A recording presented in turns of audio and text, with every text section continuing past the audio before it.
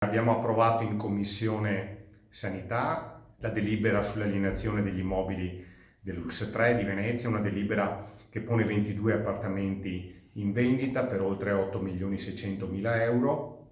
con i quali ricavati l'URSS 3 avrà l'obbligo di fare investimenti in materia sanitaria e in materia sociale.